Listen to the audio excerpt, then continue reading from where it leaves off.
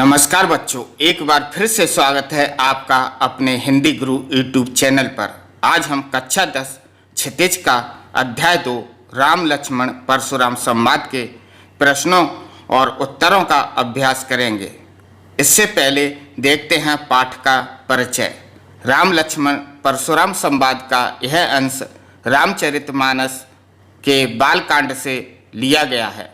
सीता स्वयंवर में भगवान राम ने जब शिव का धनुष तोड़ दिया तब परशुराम वहां आते हैं और शिव का टूटा हुआ धनुष देखकर अत्यंत क्रोधित हो जाते हैं। राम के विनय करने और विश्वामित्र के समझाने पर उनका क्रोध शांत हो जाता है। इस तरह राम लक्ष्मण और परशुराम के बीच जो संवाद हुआ उस प्रसंग को यहाँ प्रस्तुत किया गया है। आइए तो देखते हैं इस पाठ के प्रश्न और उत्तरों को। प्रश्न 1, परशुराम के क्रोध करने पर लक्ष्मण ने धनुष के टूट जाने के लिए कौन कौन से तर्क दिए? उत्तर, परशुराम के क्रोध करने पर लक्ष्मण ने धनुष के टूट जाने पर निम्नलिखित तर्क दिए। नंबर 1, लक्ष्मण ने कहा कि बचपन में हमने बहुत से धनुष तोड़े थे, परंतु आपने अभी तक ऐसा क्रोध नहीं किया। दूसरा, यह धनुष तो राम के छूते ही टूट गया, इसमें उनका क्या दोष? आप तो बिना कारण ही क्रोध कर रहे हैं। तीसरा, इस धनुष के टूटने पर उन्हें कोई लाभ दिखाई नहीं देता। प्रश्न दूसरा, लक्ष्मण और परशुराम के संवाद का जो अंश आपको सबसे अच्छा लगा उसे अपने शब्दों में लिखिए। उत्तर, यहाँ पर मैंने परशुराम और राम का संवाद लिया है। सबसे पहले परशुराम जी कहते हैं, शिवाजी का धनुष तोड़ने का दुस्साहस किसने किया है? राम कहते हैं, हे नाथ, इस शिवाजी के धनुष को तोड़ने वाला अवश्य ही आपका कोई दास होगा। परशुराम कहते हैं, सेवक वह होता है जो सेवा का कार्य करे, किंतु जो सेवक शत्रु के समान व्यवहार करे उससे तो लड़ना पड़ेगा। जिसने भी धनुष तोड़ा है वह मेरे लिए दुश्मन है और तुरंत सभा से बाहर चला जाए, अन्यथा यहाँ उपस्थित सभी राजा मारे जाएंगे। प्रश्न 3, परशुराम के क्रोध करने पर राम और लक्ष्मण की जो प्रतिक्रियाएं हुई उनके आधार पर दोनों के स्वभाव की विशेषताएं अपने शब्दों में लिखिए। सबसे पहले देखते हैं राम के स्वभाव की विशेषता। नंबर 1, राम अत्यंत विनम्र स्वभाव के थे। परशुराम के क्रोध करने पर राम विनम्रता के साथ कहते हैं कि धनुष तोड़ने वाला कोई आपका दास ही होगा। दूसरा, वे मृदुभाषी होने का परिचय देते हुए अपनी मधुर वाणी से परशुराम के क्रोध को शांत करने का प्रयास करते हैं। तीसरा, उनके मन में बड़ों के प्रति श्रद्धा एवं आदर का भाव था। अब देखते हैं लक्ष्मण के स्वभाव की विशेषता। नंबर 1, लक्ष्मण का चरित्र राम के चरित्र से बिल्कुल विपरीत था। वे परशुराम को उत्तेजित एवं क्रोधित करने का कोई अवसर नहीं छोड़ते थे। दूसरा, लक्ष्मण उग्र और तर्कशील स्वभाव वाले थे। परशुराम के साथ वार्तालाप के समय उन्होंने तरह तरह के तर्क प्रस्तुत किए।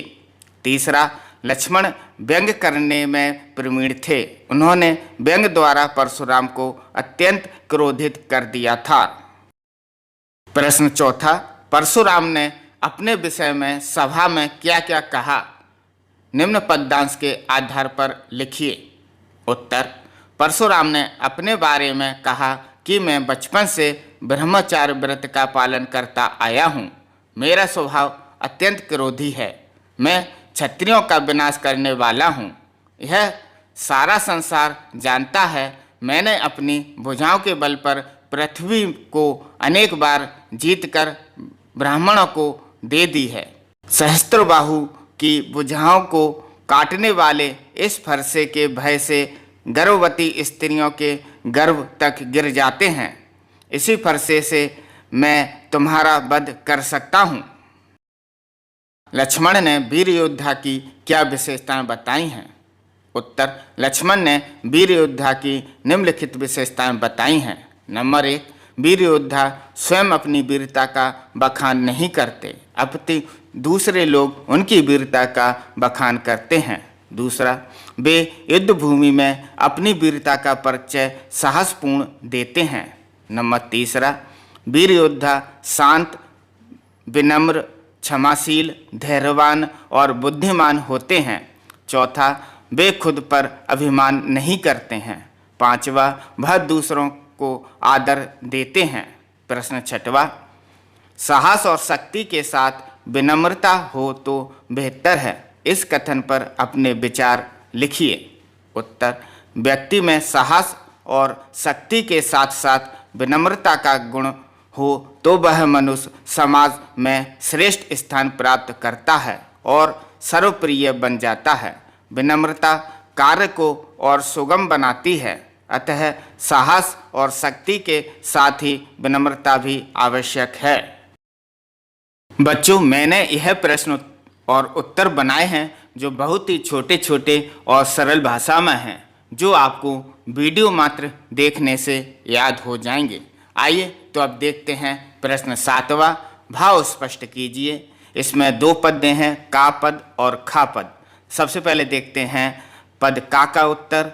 इन पंक्तियों में लक्ष्मण ने अभिमान में चूर परशुराम के स्वभाव पर कड़ा व्यंग किया है। लक्ष्मण मुस्कुराते हुए कहते हैं कि आप मुझे बार बार इस फरसे को दिखाकर डरा रहे हैं। ऐसा लगता है मानो आप फूंक मारकर पहाड़ उड़ाना चाहते हो। उत्तर खा, इन पंक्तियों में लक्ष्मण ने परशुराम के अभिमान को चूर करने के लिए अपनी वीरता को बताया है। वे कहते हैं कि हम कुम्हेड़े के कच्चे फल नहीं हैं जो तर्जनी के दिखाने पर मुरझा जाता है, यानी वे कमज़ोर नहीं हैं जो धमकी से भयभीत हो जाएं। वह यह बात उनके फरसे को देखकर बोल रहे हैं, उन्हें स्वयं पर विश्वास है। तीसरा पद गा का उत्तर देखें। इन पंक्तियों में विश्वामित्र जो राम लक्ष्मण के गुरु थे, वे मन ही मन में मुस्कुराते हुए सोच रहे हैं कि परशुराम ने सामान्य क्षत्रियों को युद्ध में हराया है, तो इन्हें हरा हरा ही नजर आ रहा है। राम लक्ष्मण कोई साधारण क्षत्रिय नहीं है। परशुराम इन्हें गन्ने की बनी तलवार के समान कमज़ोर समझ रहे हैं, पर असल में ये लोहे की बनी तलवार हैं। परशुराम के अहंकार और क्रोध ने उनकी बुद्धि को अपने बस में ले लिया है। प्रश्न 8वां, पाठ के आधार पर तुलसी के भाषा सौंदर्य पर 10 पंक्तियां लिखिए। उत्तर, इस पाठ में तुलसीदास जी ने साहित्यिक अवधि भाषा का प्रयोग किया है। दूसरा, भाषा में लयबद्धता है। तीसरा, इसमें दोहा छंद चौपाई का अच्छा प्रयोग किया है। चौथा, कहीं कहीं शांत रस का भी उपयोग हुआ है। पांचवा, प्रचलित मुहावरे और लोकोक्तियों ने काव्य को सजीव बनाया है। छठवां, व्यंग्यों का प्रयोग अनूठा है।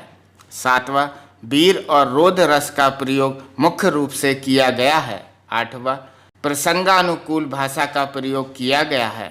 नवा, अनुप्रास, उपमा, रूपक, उत्प्रेक्षा व पुनरुक्ति अलंकार का संयोजित ढंग से प्रयोग हुआ है। 10वां, इसमें तत्सम शब्दों का प्रयोग भरपूर मात्रा में किया गया है। प्रश्न 10वां, निम्नलिखित पंक्तियों में प्रयुक्त अलंकार पहचान कर लिखिए। इस पहली पंक्ति है का, उसमें अनुप्रास अलंकार है। दूसरी पंक्ति है ख, उसमें उपमा अलंकार है। तीसरी पंक्ति है ग, उसकी पहली पंक्ति में उत्प्रेक्षा अलंकार है और दूसरी पंक्ति में पुनरुक्ति अलंकार है। अगला है घ, उसमें उपमा और रूपक अलंकार का प्रयोग किया गया है। प्रश्न 11, सामाजिक जीवन में क्रोध की जरूरत बार बार पड़ती है। यदि क्रोध न हो तो मनुष्य दूसरे के द्वारा पहुंचाए जाने वाले बहुत से कष्टों की चिरनिवृत्ति का उपाय ही न कर सके। आचार्य रामचंद्र शुक्ल जी का यह कथन इस बात की पुष्टि करता है कि क्रोध हमेशा नकारात्मक भाव लिए नहीं होता, बल्कि कभी कभी सकारात्मक भी होता है। इसके पक्ष या विपक्ष में अपना मत प्रकट कीजिए। उत्तर: क्रोध सकारात्मक भी होता है।